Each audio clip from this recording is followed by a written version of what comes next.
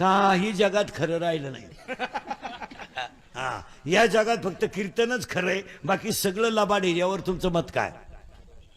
बस, भाऊ भावाचा दुश्मन झालाय. बहीण तर राहिली नाही. बहिणींकडे महिलांकडे बाजार गेले, घरातले व्यवहार काय महिलांच्या हातात गेले.